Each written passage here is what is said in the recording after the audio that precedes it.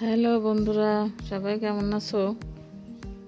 আমিও তোমাদের দোয়া আশীর্বাদে ভালো আছি। আজকে সবজি খিচুড়ি রান্না করব। তাই তোমাদের সবজি খিচুড়ি দেখাবো। দেখো, এই যে নিজের কাছে সিম উঠাইছি, এই সিম কাটবো। এই যে টমেটো, গাছে টমেটো পাকা ধরেছে, এই কুমড়া, আর হচ্ছে ফুলকপি আছে, বাজারের গাজর আলু আছে, কাটবো এখন। সুন্দর কালার হয়েছে গাছের কুমড়ো, আমার কালার দেখলেই শান্তি, আমার খুব ভালো লাগে নিজের গাছের সবজি যে কোনো জিনিস। খিচুড়ি রান্না শুরু, তেল দিয়ে দিলাম। তেল কমায় খাই আমি, তাই আমি কম তেল দিই রান্নায়। এই যে পেঁয়াজ আর রসুন দিয়ে দিলাম। দেখো তাকে নাড়া দিয়া আমি নিজে জিরা ব্লেন্ডারে করে গুঁড়ি করে রেখে দিই।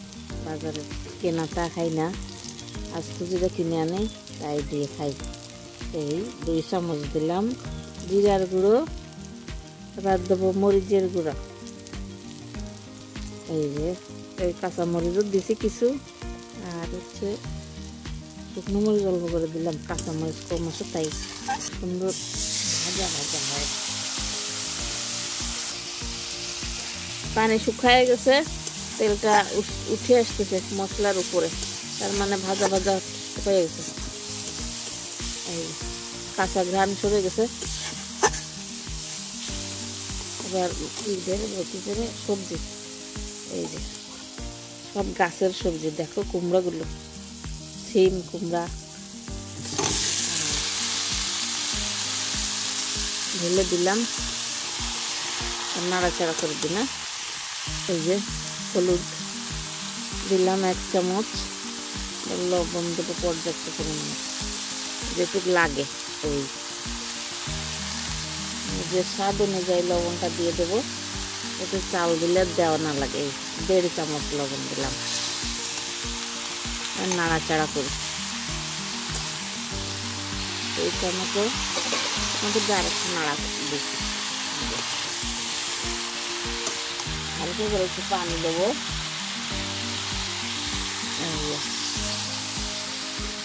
পানি দিয়ে এবার ঢাকনা দিয়ে ঢেকে দেবো। এই যে ভাজা ভাজা হয়ে গেল, সেদ্ধ হয়েছে হালকা, আবার হয়ে গেছে, সবজির কাঁচা কাঁচা গন্ধটাও চলে গেল। এবার চাল ঢেলে দিব, চাল আর ডাল ধুয়ে রাখছি।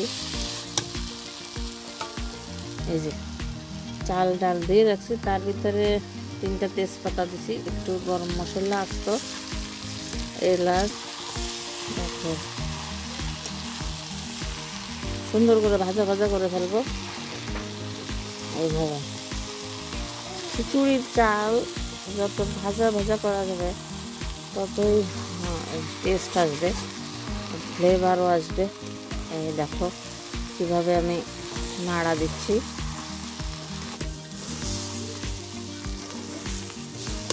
এবার পানি দিয়ে দিই, না ঢেলে দিলাম।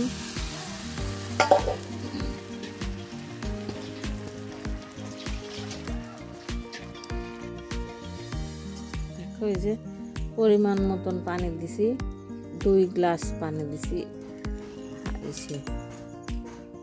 যে গ্লাসে চাল মেপে দিছি, 1 বড় কম চাল, আর সেই গ্লাসে 2 গ্লাস পানি দিছি। এই যে এতেই হয়ে যাবে খিচুড়িটা। দেখো কালার কি, এই যে হয়ে গেছে ভাত খিচুড়ি।